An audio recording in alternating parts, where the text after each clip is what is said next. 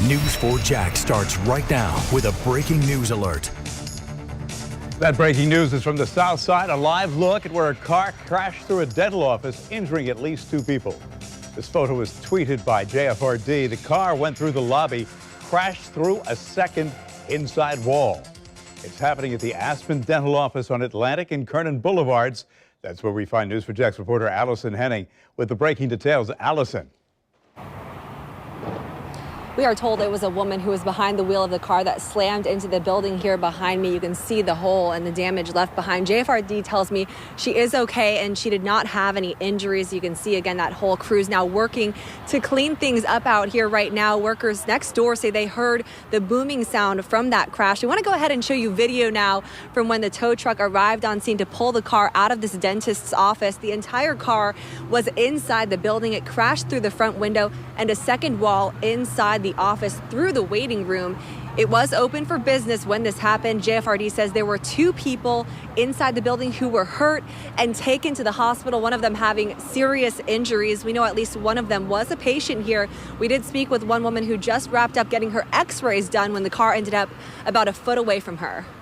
What happened was we were both stepping out to go to another room and it came through. We thought it was like a cabinet falling over, the sound of it, and then when you see it, and then we just checked to see if the patients were okay. And crews will be out here throughout the day today, likely assessing damage to this building. Obviously, you can see right now they are cleaning things up. We are told that the owner of this dental office is coming here. We're hoping to speak with him or her to get some more information. We, of course, will keep you posted with any updates. Reporting live, Allison Henning, Channel 4, the local station. And now a breaking traffic alert at St. John's Bluff and Atlantic Boulevard. An accident causing a traffic backup in that area. Police on the scene working to learn more. We will bring you up to date on air and online. Taking a look at our tower cameras right now. You've got the Riverside camera, you've got the beach, you've got Doctors Lake Marina and Julington Creek right now. A dreary President Day. And that begs the question, what's the rest of the day hold? Is there rain in the forecast? And the week ahead, Richard?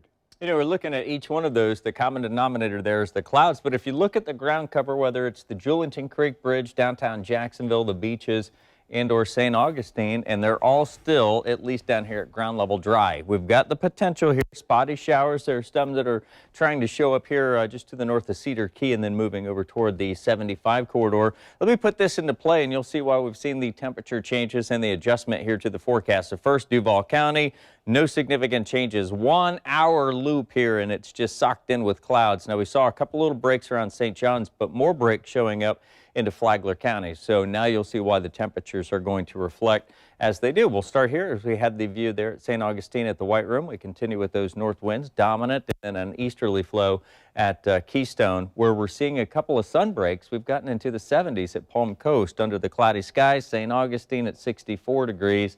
And Keystone only coming up to 63 thus far. And even here at Clay County, Doctors Lake Marina, that east-northeast wind, we're still sitting in the 60s, and that's what we have in Jacksonville. Southeast Georgia, got you on track here to top out with daytime highs mainly in the 60s, and we might be changing some of those into our forecast. I've already brought Jax from 71 down to 70 degrees, and we'll reserve the rest of those for areas to the south. So the way it will look in our forecast for this afternoon, we'll stick around the upper 60s, touch the 70s if we're lucky here. We've got to break some of the cloud cover out before we'll see more clouds and the potential for some fog overnight tonight. We'll pick the story up there and get you ready for your Tuesday, Bruce, coming up in 10 minutes. Covering Alachua County, the Sheriff's Office needs your help locating a missing 10-year-old. Hayden Navarro Escobar was last seen last night when she went to bed. Her grandmother apparently went into Hayden's room about 12:30 to check on her, and she was gone. She was last seen wearing a light-colored hoodie and had a JoJo Siwa backpack. If you've seen Hayden or have any information, you're encouraged to call the Alachua County Sheriff's Office. A man shot dead after a fight in Jacksonville's Riverside neighborhood this weekend has been identified by loved ones. It's according to local anti-crime organizations. Mad Dad says 23-year-old Blake Hendricks was found dead by police early Sunday. Sources previously told News4Jax a fight broke out while he was with friends. Hendricks is a West Nassau High School graduate. Detectives are trying to identify anyone who might have been involved in the shooting or witnessed it. If you have any information, call the Jacksonville Sheriff's Office, or you can call Crime Stoppers anonymously. Happening today, survivors of crime from around the state meeting in Tallahassee to push for policies they say will help protect other survivors. Their plan includes initiatives to prevent those convicted of crimes from reoffending. It's a 3-day event called Survivors Speak. A group left St. Augustine to head to the state capitol this morning. Jolie Manning was in that group. Her daughter, Haley Smith, was killed by a hit-and-run driver in St. Johns County. It takes strength and courage to be able to tell your story, and not everyone can, but those that can, it's amazing, and it's great to be surrounded by so many wonderful people. Over the next 3 days, the group will discuss working to make improvements to probation, prison rehabilitation programs, and increased employment and housing protections for crime victims. A woman's recovering after she was shot while lying in her own bed. The bullet smashed through her window at the Madeline Oaks Apartments on Lenox Avenue just before midnight. News4Jax reporter Zach Lajway spoke to a woman who lives nearby. She is shocked this happened in her neighborhood.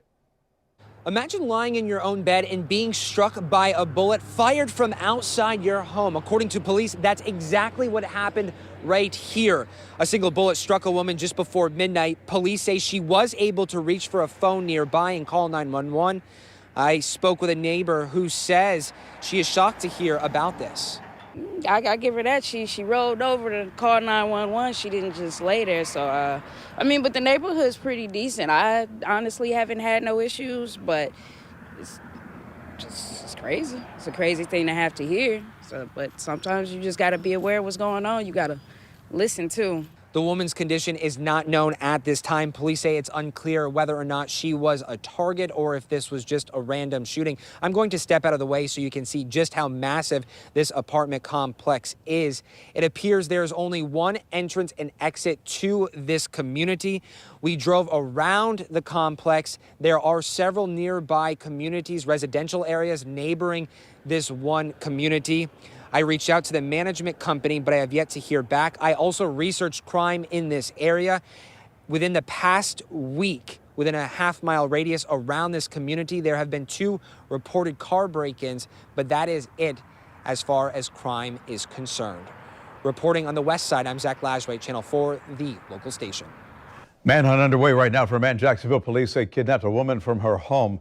According to investigators, Daniel Cruz forced the 21-year-old from her home at gunpoint, dragging her by the hair. According to police, the abduction was domestically related. She was found safe a few hours later. Now, the man, Daniel Cruz, posted this live video to Facebook. He says he is innocent and it is all a misunderstanding. JSO says it's not sure what car Cruz may be driving, but if you see him or have any information, you're asked to give the sheriff's office a call. Covering Columbia County, Lake City police are searching for a man whom they say carjacked a woman, then forced her to drive to Suwannee County. Happened in the parking lot of a Walmart on Highway 90. According to investigators, the woman was walking to her car when a man placed a gun to her back. He also took some of the woman's jewelry before taking off. The man was last seen near an abandoned building on Highway 90 just west of Wellborn. He's described as 6'2", weighs about 150, black hair and brown eyes. Last seen wearing a gray hoodie and dark-colored pants. If you have any information, call the Lake City Police Department. 2 planes carrying hundreds of Americans stranded on board a cruise ship hit by the coronavirus touched down in California this morning. This is one of the flights chartered by the government that evacuated Americans from the Diamond Princess. Earlier this month, it was quarantined in Japan with thousands on board. Some of those who flew home tested positive with the virus.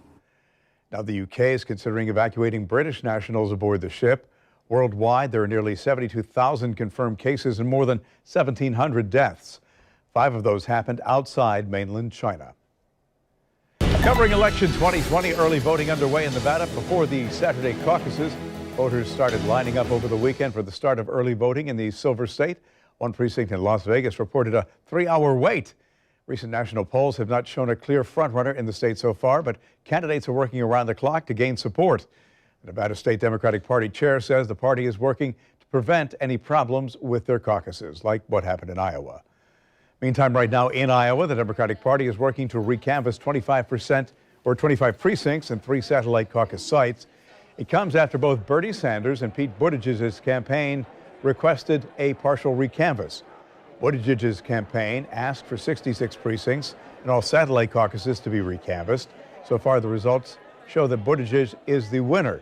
To oversee the partial recanvass, the Democratic Party elected State Representative Mark Smith as the state's interim chairman. If you still need to register to vote or switch your party affiliation before the Florida primary, tomorrow is the deadline to do so. You can register or switch parties on the website registertovote.org. You can also call the county supervisor or elections office, but you'll have to do so by the end of the day tomorrow. That's the deadline. Florida's primary is March 17th. February 24th is the last day to sign up in Georgia. Florida legislature is halfway through its 60-day session, and there's still much work to be done. This week, Florida Governor Ron DeSantis is expected to review a bill requiring girls under 18 to get their parents' permission before having an abortion, assuming the House passes the bill. He's also set to review a bill that will allow police officers to park their assigned cars in their own driveways in neighborhoods that currently prohibit them from doing so. Before the session ends in March, lawmakers are expected to discuss forcing companies to check if employees are legally able to work in the U.S. Covering Clay County, the last Sears department store in the area getting ready to close its doors. The store in Orange Park's been open for 45 years, one of 51 Sears and 45 Kmart locations holding liquidation sales. Dozens more closed last year, including the Sears at the Avenues Mall. It's not a recent trend. In 2016, Sears closed its doors at the Regency Square Mall. Sears hometown and auto stores will remain open. Closing date for the Orange Park location has yet to be announced. It's President's Day, and local school districts have the day off. Since it's a federal holiday, several other offices are closed as well. Government buildings, including the courthouse and DMV, not open. Post office, not delivering mail. UPS and FedEx, they have normal delivery hours. Banks are closed, but trash pickup, it is running on a normal schedule. Saving Florida's manatee population, wildlife officials say fewer manatees died last year.